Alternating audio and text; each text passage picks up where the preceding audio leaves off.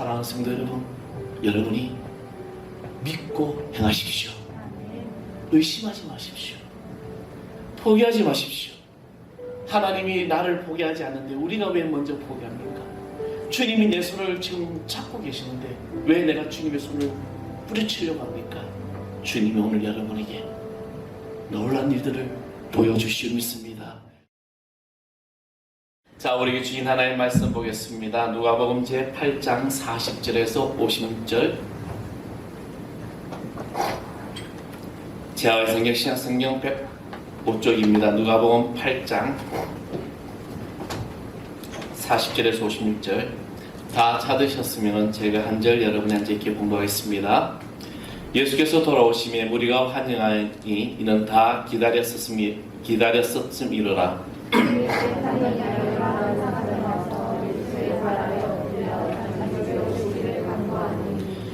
이는 자기에게 12살 된 외딸이 있어 죽어가미르라. 예수께서 가실 때 무리가 밀려들더라.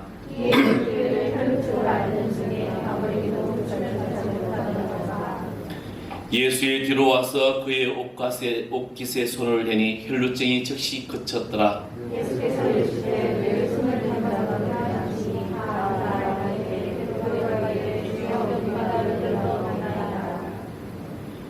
예수께서 이르시되 내게 손을 댄 자가 있도다. 이는 내게서 능력이 나간 줄을 알미로다 하신대.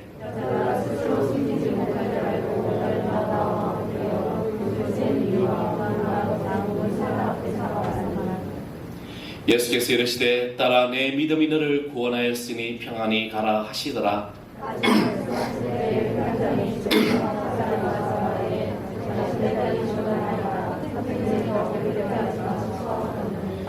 예수께서 들으시고 이르시되 두려워하지 말고 믿기만 하라. 그리하면 딸이 구원을 얻으리라 하시고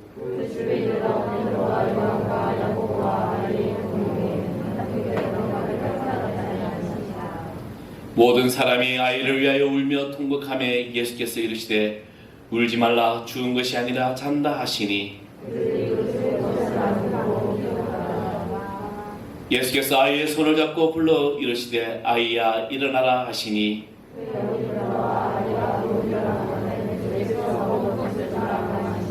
다 하겠습니다. 그 부모가 놀라는지라. 예수께서 경고하사 이 일을 아무에게도 말하지 말라 하시니라. 아멘. 아멘. 할렐루야. 오늘 주님의 축복이 여러분의 모든 삶을 또 인도하시고 이끌어주기를 간절히 축원하겠습니다. 어떤 사람이 깊은 산 중에 길을 걸어가다가 발을 잘못 디뎌서 언덕으로 미끄러졌습니다. 한참을 굴러가다가 간신히 나무 가지를 이제 붙잡게 되는데 그러면서 살려달라고 부르짖지만 아무도 구해주는 사람이 없었습니다. 얼마 후에 그는 힘이 다 빠져서 더 이상 나무 가지를 붙잡을 힘이 없어서 모든 것을 포기하고 자기가 잡고 있던 손을 놓아버렸습니다. 그래서 아래 뚝 떨어졌는데 그런데 그 아래는 자기 발에서 50cm도 안 되는 그런 모래땅이었습니다.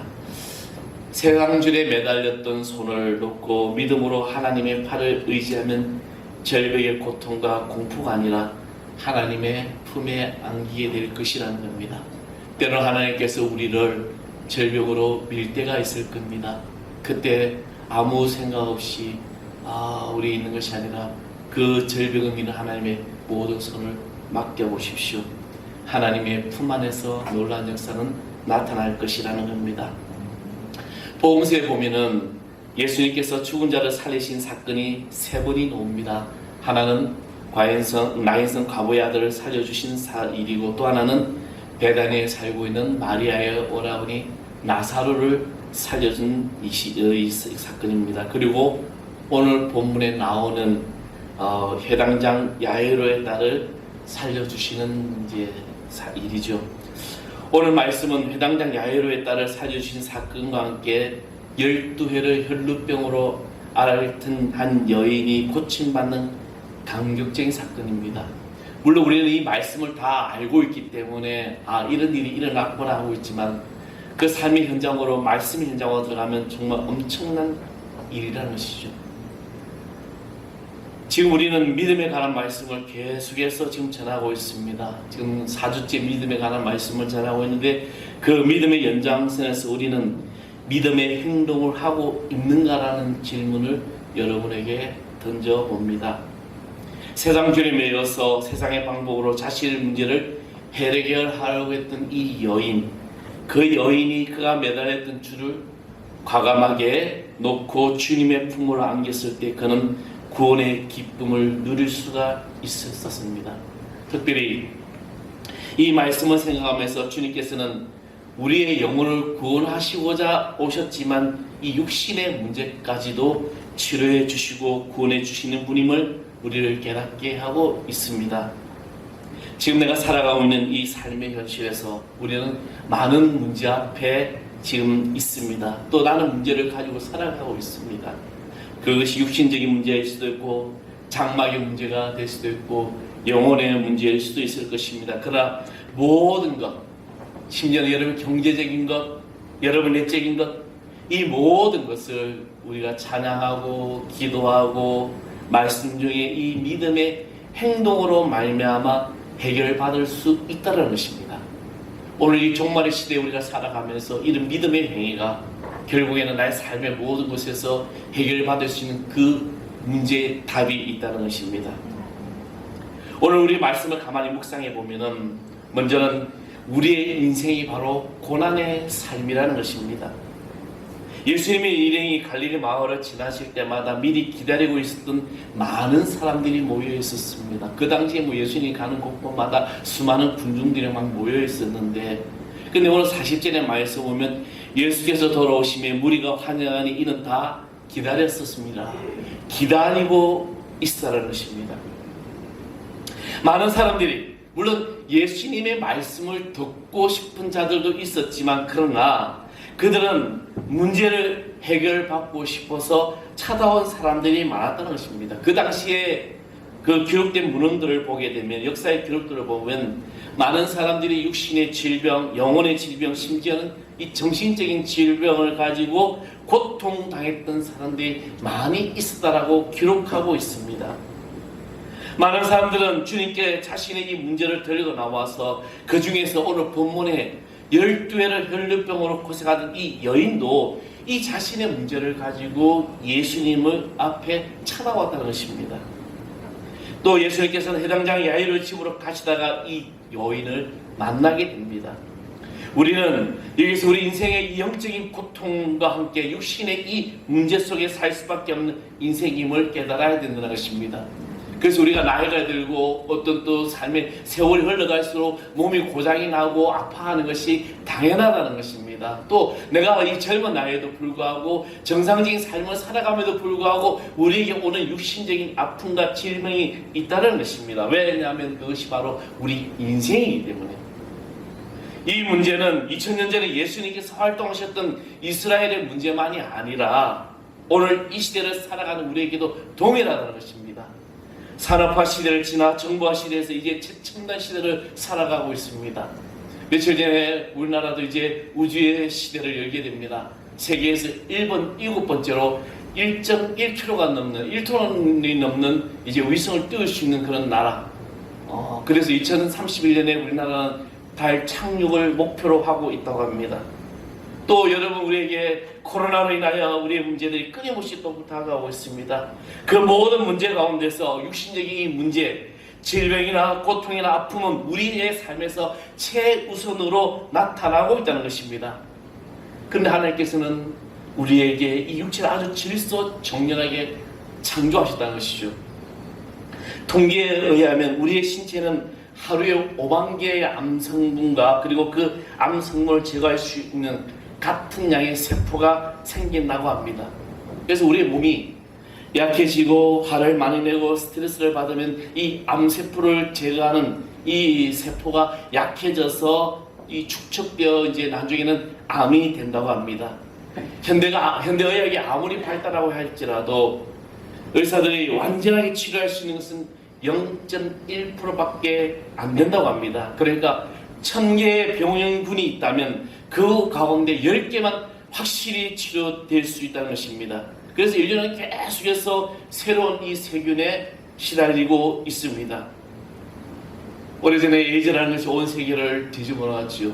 그러다가 이제 코로나라는 것이 발병하면서 온 세계가 3년 동안 이 코로나 이 시대에 살아가고 있었습니다. 또 원숭이 두창 바이러스라는 것이 또 인류를 위협하고 있습니다. 옛날이나 지금이나 우리의 삶은 고난과 불안의 연속이라는 겁니다. 이와 같이 고난의 길에서 누구를 만나고 또 누구를 만나느냐에 따라서 그 인생의 문제는 달라지게 되는 것입니다. 오늘 본문을 소개하는 이 여인, 그리고 또 죽어가는 딸을 바라보고 있는 해당장 야이로라는 사람, 어려운 인생길 속에서 육체의 문제와 정신적인 문제로 고통당했던 사람들이었습니다. 그런 그들이 예수님을 만났습니다. 또한 그 만남이 확실한 만남이었기에 그들의 문제가 해결되고 고난의 인생의 희망과 소망의 인생으로 변화되었다는 것입니다. 이런 한 번의 만남도 중요하지만 우리는 매일의 삶 속에서 확실한 만남이 있어야 한다는 것입니다. 사랑하는 성도 여러분, 지금 우리가 살아가고 있는 이 시대의 성도라면, 그리스도인이라면 이 확실한 만남의 삶이 되기를 간절히 축원합니다. 그래서 매일의 이 삶이 주님과 함께 주님과의 그 모든 교제 속에서 이 만남이 고난의 인생이고 또 내 안에 어떤 여러 가지 육신의 질병이 있을지라도 우리의 모든 것이 희망으로 바꿀 수 있는 능력이 나타난다는 것입니다. 이 만남 속에 기적의 역사가 나타날 것이고 모든 문제는 해결된다는 것입니다. 왜 나만 받는 고난이냐고 우리가 불평할 이유가 없는 것이죠. 우리 인생 자체가 바로 고난의 인생을 다 살아가고 있기 때문입니다. 그리고 둘째는 주님께서는 어떤 모습으로 우리가 다가가도 우리를 반겨 맞아 주시는 분이십니다. 예수님께서는 많은 사람들의 환영을 받으며 그들과 함께 할 즈음에 41절 말씀을 보면 이에 해당장 야이로라는 사람이 와서 예수의 발 앞에 엎드려 자기 집에 오시기를 간구하니라고 말씀합니다. 그냥 우리는 이 말씀을 볼 때 해당장이라는 사람이 예수님의 발 앞에 와서 간구했구나고 할 수 있지만, 그러나 예수님의 집을 방문하고 했더니 야이로라는 사람, 그 당시 해당장의 신분은 상당한 지위와 또 권세를 가지고 있던 사람이었습니다. 그래서 주변의 사람들이 놀랐습니다. 그러나 그는 사랑하는 자신의 딸의 죽음 앞에서 체면도 권위도 지위도 그런 것이 필요치 않았습니다. 그는 예수님께 전심으로 진심으로 간청을 하게 됩니다. 또한 해당장이라는 그 당시 유대의 관원들과 함께 예수님을 핍박했던 사람들이었습니다. 예수님을 그렇게 핍박했던 그가 개인의 문제 때문에 예수님께 나온다는 것 자체가 비난받을 만한 일입니다. 너무나도 이기적이고 비열한 그런 행동일지 모릅니다. 왜냐하면 예수를 믿는 사람들, 예수를 핍박했던 그 당사자가 지금 자신의 딸을 살려달라고 예수님 앞에 무릎을 꿇고 있는 것. 그러나 예수님께서는 돌아온 탕자를 사랑으로 맞이했던 아버지처럼 그를 따뜻하게 맞아주셨고 그의 간구와 그의 간청을 들어주셨습니다. 우리 믿는 자들 가운데서도 모든 것이 잘될 때는 주님을 멀리하다가 개인적으로 또 가정적으로 시험과 환난 때문에 그들이 문제 앞에 찾아왔을 때 주님을 다시 찾고 무릎을 꿇는 경우를 보게 됩니다. 그때에도 주님은 진정으로 주님을 찾고 회개하는 자에게 구원의 은총을 주셨다는 겁니다. 네가 나를 외면했다고 할지라도 네가 나를 다시 찾으면 나는 너를 사랑하노라 했던 이 주님의 말씀, 어떠한 상황 속에서도 자신의 삶을 맡기고 오는 자에게는 주님은 변함없이 안아주시고 들어주시고 그리고 주저하지 않고 주님의 그 권세로 우리를 회복해 시켜주시고 치료해 주신다는 것입니다. 마치 탕자가 내가 아버지의 품꾼 하나로 줬으니 내가 아버지의 집으로 돌아가야 하겠다고 결심하고 아버지께로 왔을 때 아버지가 달려나가서 품어주시고 안아주셨던 것처럼, 다윗이 자신의 죄악을 알고 회개했던 것처럼 우리는 1인 믿음의 모습으로 주님의 은혜 안에 살아갈 수 있는 것입니다. 그리고 세 번째, 우리는 혈제익은 이 여인의 믿음과 행함을 본받아야 한다는 것입니다. 예수님께서는 당시 그 회당장의 집으로 가시다가 만난 이 여인은 세상에서 완전히 절망하고 소망을 잃어버린 그런 여인이었습니다. 12해 동안 혈루병으로 앓았다가 고생했다. 그들은 가족들도 버리고 그들의 친구들도 그를 버리고 이웃들도 그를 버렸습니다. 그러다 보니 그는 정신과 영혼마저도 절망 속에서 헤매고 있었던 것입니다. 마가복음에서는 이 여인의 사건을 이렇게 기록하고 있습니다. 치료를 받기 위하여 많은 의사에게 치료를 받았다라고 언급하고 있습니다. 다시 말하면 세상에서 유명하다는 의사, 세상에서 좋다고 하는 좋은 약, 잘 고친다는 그 의사 다 찾아다녔던 그런 여인이었습니다. 이 세상에서 할 것을 다 했다는 것이죠. 그는 세상에서 모든 것을 다 하고 실패하고 돌아온 이 여인이었습니다. 그 실패와 절망 속에서 예수님의 소식을 듣고 한 가지 소망을 가지고 예수님께 왔습니다. 세상에서 실패하고 버림받고 절망적인 삶이었지만 그런 믿음을 가지고 있었습니다. 그 믿음은 예수님을 신뢰하고 의지하는 믿음, 그리고 치료자이신 예수님의 능력을 믿었다는 것입니다. 내가 예수님의 옷자락만 만져도 나을 수 있다는 이 믿음, 그 믿음이 구원이고 그 믿음이 순수하고 그 믿음이 어린아이 같은 믿음이었습니다. 그는 그 고귀한 믿음이 있었기에 그는 기적을 체험할 수 있었던 것입니다. 또한 그 여인의 뜨거운 믿음과 함께 더 중요한 것은 그의 믿음의 행함이었습니다. 우리가 믿음이 좋고 뜨거운 믿음을 소유했다고 할지라도 실천이 없으면 역사는 일어나지 않습니다. 그렇잖아요. 나는 믿음 있는 사람입니다. 나는 성경 말씀을 잘 읽고 있습니다. 나는 매일 말씀 묵상하고 있습니다. 그러면서 예배에 잘 나오지 아니하고 자신의 의에, 자기 의에만 사로잡힌 자들이 있다면 그는 믿음 있는 자가 아닙니다. 이 여인은 이런 믿음이 있는 이 행함이 있었고 믿음이 있는 놀라운 일들을 하고 진행했던 것입니다. 많은 군중 때문에 예수님 앞으로 가기도 힘들었고 더더욱이 예수님의 옷자락을 만든다는 것은 정말로 힘든 과정이었습니다. 그러나 그는 있는 힘을 다해 예수님을 향하여 손질했습니다. 그때 예수님으로부터 능력이 나아가 기적을 이뤘습니다.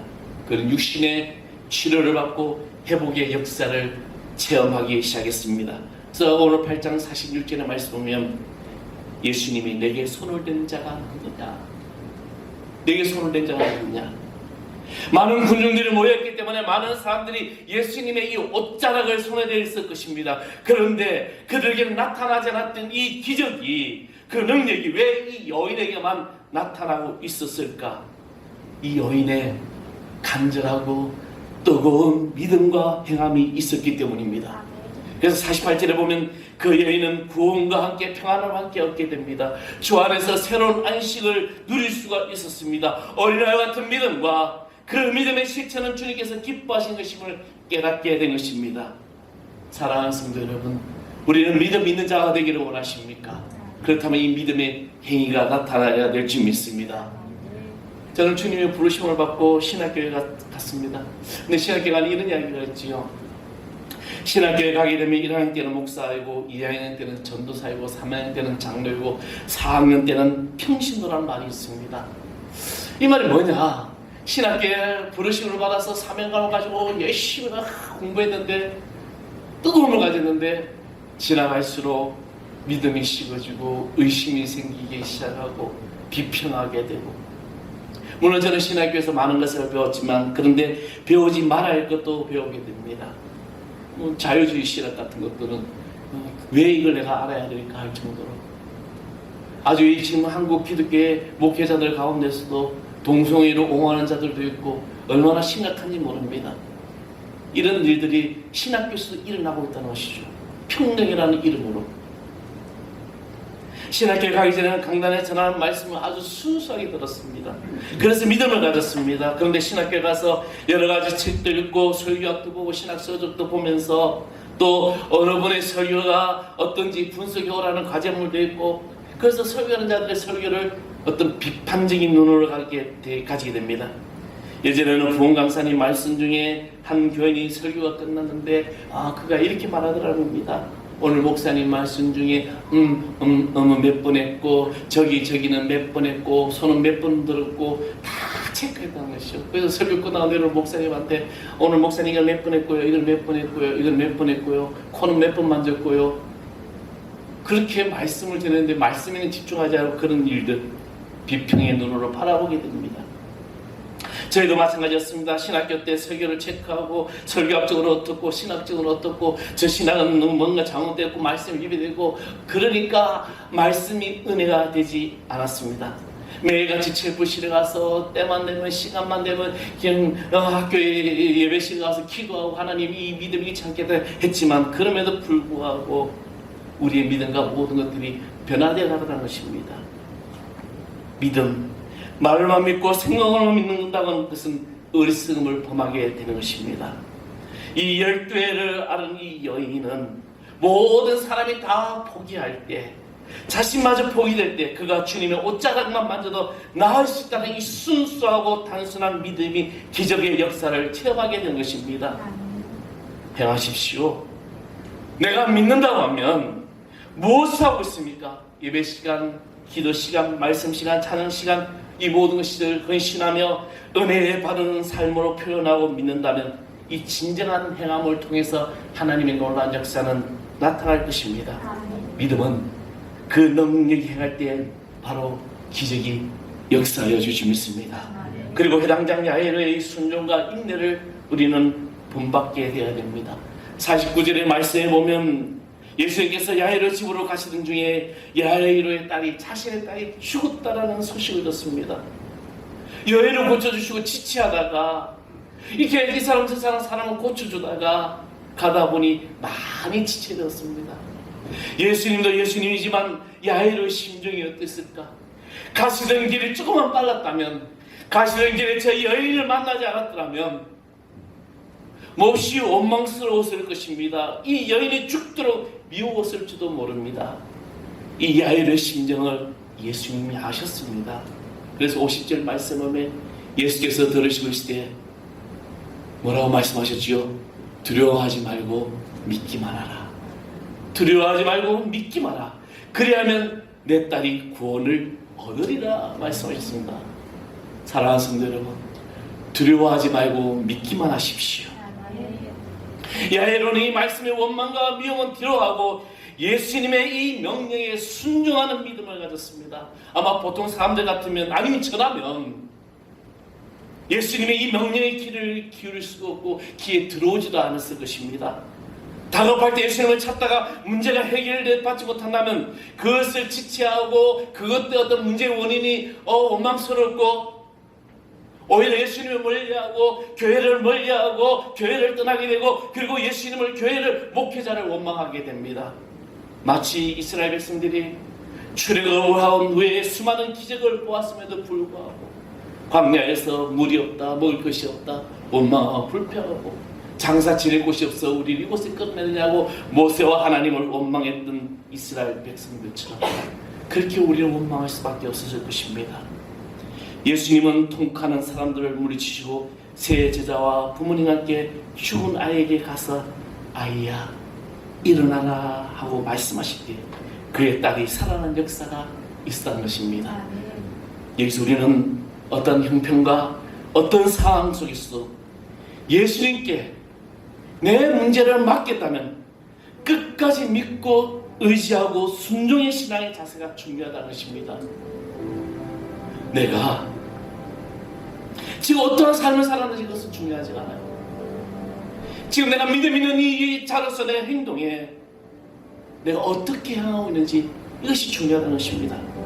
비록 내 기도의 응답이 지체되는 것 같을지라도 내가 작정하고 내가 결단하고 내가 주님만을 부르짖고 기도했는데도 하나님께서 그 기도 응답하지 않을지라도 기도 중에 절망적인 소식이 들려와도 우리가 예수님의 말씀을 절대 순종하는 이 야이로와 같은 믿음, 이 믿음이 될 때 우리 모든 문제가 해결되고 축복받는 삶이 될 것이라는 우리 이 믿음이 역사 나타내 주십니다. 사랑하는 성도 여러분, 나의 믿음을 점검해 보십시오. 나는 지금 내가 믿는 자로서 믿음의 이 행위를 잘 하고 있는지, 내가 말로만 믿는 사람은 아닌지, 내가 생각으로만 믿는 사람은 아닌지, 내 믿음에 행함이 없으면 지금 이 문제 앞에서 이 삶의 모든 일들이 다 해결되지 않는다면, 그렇다고 안 된다고 내가 아우성치고 원망하고 불평하고 있지 않은지, 진정 믿음의 역사를 보고 싶다면 행동하십시오. 이 여인처럼 단순하게 내가 주님 옷자락만 만져도 내 병이 나으시다는 이 단순한 믿음과 그 진실함, 그리고 손을 내밀어 옷자락을 만지는 이 행동이 야이로의 이 죽은 딸의 아비처럼 포기하지 말고 여러분 시간과 마음과 모든 것을 순종하고 행하여 보십시오. 나의 인생길이, 여러분이 걷는 이 길 위에 아무리 답답하고 캄캄하고 어둠만 있을 것이라도 주님이 우리 여러분에게 일어나라고 명하신다면 그 말씀에 순종하고 내가 일어서기만 하면 성전 미문에서 걷지 못하는 장애가 있던 그자가 일어날 거였던 것처럼 이 죽은 어린 소녀가 다시 살아난 것처럼 저는 오늘 여러분의 모든 삶이 이런 역사가 나타날 줄 믿습니다. 아멘. 내가 믿음 있는 자가 되기를 원하냐. 주님은 말씀하셨습니다. 종말의 시대에 내가 믿음 있는 자를 보겠느냐. 이 믿음이라는 것은 내가 말로만 믿는 것이 아니라 믿음에 따른 행동입니다. 믿음에 따른 행동은 무엇일까? 예배하고 기도하고 복음을 전합니다. 그리고 나의 모습 속에서 저 세상에 믿지 않은 사람들이 나를 보고 예수를 믿게 할 수 있는 그런 삶의 어떤 본이 우리 가운데 있어야 된다는 것입니다. 교회가 교회다워지고 목사가 목사다워지고 성도가 성도다워야 이 종말의 시대에 모든 교회들은 또 우리 하늘에서 살아가는 다시 회복될 줄 믿습니다. 사랑하는 성도 여러분, 여러분이 믿고 행하십시오. 의심하지 마십시오. 포기하지 마십시오. 하나님이 나를 포기하지 않는데 우리가 왜 먼저 포기합니까? 주님이 내 손을 지금 잡고 계시는데 왜 내가 주님의 손을 뿌리치려고 합니까? 주님이 오늘 여러분에게 놀라운 일들을 보여주시오 믿습니다. 우리 찬양하겠습니다. 캄캄한 인생길 우리 찬양에 나오시고 함께 찬양합니다. 여러분의 어두운 모든 길에서 주님께서 손님을 인도해 주시고 있습니다. 캄캄한 인생길 홀로